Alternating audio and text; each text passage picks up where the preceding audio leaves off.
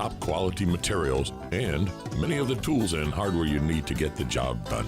At Yendel's, they take pride in supplying their customers with new and innovative products. Yendel's experience in truss design, manufacturing, and component materials is second to none. 834 North Magnolia Avenue in Ocala, 732-3000. Stop by to experience the difference. Hey, Matt, I know Sunrise Automotive does auto stuff, but I need some tires for my truck. Can you recommend someone? Yes, I can. We do that. No, I mean I need them installed and balanced and all that. Yep, we do that. Well, my son needed his windows tinted. Yep, we do that. I need my seat replaced. Yep, we do that too. I need a new roof line, a new spoiler, and a new trunk. We can even do that too. Okay, I get it. I suppose you can also do a radio show too. Well, as a matter of fact, join me, Matt Gibbs from Sunrise Automotive, every Tuesday at 10 for auto repair with personal care right here on The Source.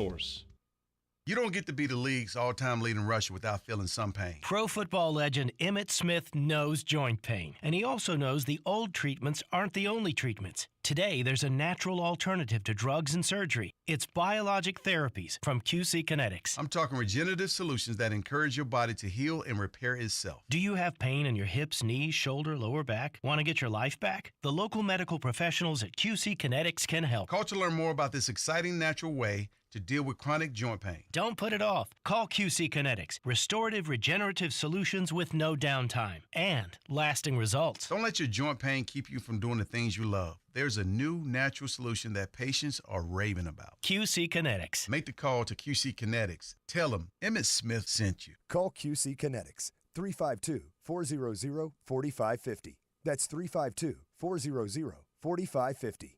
QC Kinetics, 400-4550. Now you've done it. Have you lost your mind? He's back. And you're listening again. A legend in his own mind. Don't believe me? Just ask him. Here's Tom Schmitz live on WOCA. The Source. Welcome back to Ocala Talks. You know, we just were talking about how do the Americans need to be 100% connected to the digital highway. And our increasing digital connectedness has brought the world in the palm of our hands. That's not arguable. I have the Android right here that's a phone, and then you open it, it's a tablet. So it comes with untold amounts of information. But some of that information can be confusing and sometimes even be, here's a word we learned in the pandemic and during elections, disinformation. So how do media and consumers know when to believe, what they're seeing? And if you're capturing, publishing, or posting content, how can you prove your content's trusted? From altered photos to manipulated videos, misinformation, disinformation, our ability to trust is eroding with what we see online. There is a growing challenge. A global alliance is stepping up, though, to provide technical solutions that will increase trust and transparency online. The Adobe-led Content Authenticity Initiative, or CAI, includes over 750 technological companies, media organizations, professional groups, journalists, visual creators, educators, human rights groups, and more. Its goal? To do exactly what I said, combat misinformation and disinformation. Andy Parsons is the Senior Director of CAI at Adobe. He joins us this morning. Andy, good morning. Good morning. Great to be here with you. Let's talk about the misinformation and disinformation that is everywhere on the internet. If people are looking into that, what are some red flags that should jump out at consumers that they should be aware of? Well, I would say, if you are at all skeptical, it's important to do diligence on the media that you're consuming. And I will also say that it's becoming increasingly difficult to do that as deep fakes and different kinds of misinformation and disinformation become more prevalent. They're also becoming more sophisticated, and we've seen this in the war in Ukraine right now with individuals being depicted to do and say things that they never did or said.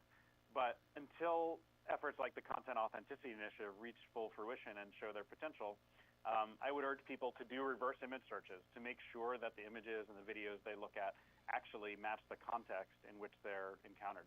But it is hard, and it's getting more difficult, and we hope to solve that with what we call content provenance, which we'll talk about more.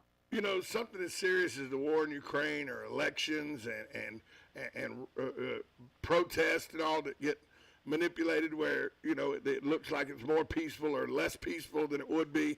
All that's very important, but I've even gotten to the point now where even little videos that people put out where they do amazing trick shots or something like that. There's probably somebody dressed in a green screen outfit. It almost is like now we've moved to where we distrust first, and then you have to prove to us that it's trustworthy. When did we turn that corner? It's such a good question. I mean, it's been a continuum. I think it's been going on for the past several years, and it's kept pace. The sort of distrust by default that you point out is a very important point. It's kept pace roughly with the democratization of tools to manipulate. So even things like TikTok have incredibly sophisticated built-in filters and ability to edit. I would say even the things that were relegated to the realm of special effects in Hollywood to the cost of millions of dollars for feature films are now in the palm of your hand on your Android device you mentioned earlier. So it's increasingly important to do what we call show your work. If you're a creator, an influencer, posting on a social media platform of your choice, it's really critically important to show your work, meaning take credit for something. So if I trust you, I may trust the content you produce, but furthermore, to capture how it was made. So if you're a magician online, for example, it's important to say, hey, there were camera tricks used here. And that carries over to the news media, where, of course, it's much more critically important that we inform our worldviews with truth and transparency. And the idea here is to put that judgment call in the hands of the consumers, not in the hands of news media or other kinds of platforms, so that people can decide for themselves. I will tell you that I own a video production company. I also do radio. I'm very well I have good understanding of the Adobe Creative Suite, and so it's something I use daily across the board, numerous things with Adobe. What was it that made this so important that Adobe took the lead and is one of the technology companies that is leading in this combating of misinformation and disinformation? Well, as you said, we know that there's not much content that is viewed online or offline, from restaurant menus to those Hollywood movies, that doesn't go through an Adobe tool of some sort, whether it's Photoshop or Premiere or After Effects, and many other tools in the Creative Suite. So we felt it was important at this point in time to not preclude the creation of ever more sophisticated, useful tools for creativity that might use artificial intelligence. Things like content-aware fill that you might be aware of, they're incredibly sophisticated and just getting more so day by day. So it was important for us at Adobe to make sure that our users, like yourself, could use those tools, increasingly sophisticated, in a responsible way. And our answer to empower people to use them responsibly was this idea of the Content Authenticity Initiative. And there's plenty of examples, day by day, where deep fakes are used for amazing creative purposes. Witness the recent Kendrick Lamar music video where he transforms using deep fake artificial intelligence technology the various celebrities to show different points of view. And there are many, many other examples. So our particular interest in Adobe is empowering our users to use this responsibly, but it was very quickly obvious when we started that this is the same kind of solution that will empower consumers to understand what they're looking at in a transparent way and make those judgment calls about what is trustworthy. Are you finding that as this is being rolled out and the project is getting more and more momentum, that people are thanking Adobe, finally going, somebody's stepping in to try to alleviate this misinformation, disinformation, or make it, where it has to be more, where people have to be made more aware of it? Are you finding the reception is overwhelmingly positive to this movement? I am. So one of the things we do in the Content Authenticity Initiative is create standards. And in my understanding, there is no standard that's been created from inception to release at a 1.0, which means it's ready to go and be adopted in less than a year. And we were able to do that with all the partners and the 750 members of the Content Authenticity Initiative because everyone feels the urgency to solve this problem. So although I'm not thanked every day by consumers, I do think there's ample evidence that something like this is needed, that it's going to take a broad cross-industry alliance, including media, technology companies, human rights defenders to come together, and we find overwhelming enthusiasm for participants to do just that. So my answer is yes. Are you finding that, Adobe, because like you said, almost anything created touches on one of the creative suites, whether it's After Effects or Premiere or a myriad of different things. Are you finding that some of the big tech companies that benefit from these kind of videos, that the content people create, the content portals that need this kind of stuff to be a functioning app or anything, are they on board with the misinformation and disinformation cleaning up as well? Yeah, I think overwhelmingly everyone knows that there's a problem. Now, there are various ways to address it. The content authenticity provenance that's showing that ground truth is one of them. There's also detection, which, as you may know, many platforms, social media companies are pursuing. I think there's a window of opportunity where detecting whether something has been faked or not is important. But long-term, content provenance, ground truth is the one that's going to be the most effective. It's going to take some time. So there is enthusiasm, but for large companies to get on board and support the initiative, it will take some time.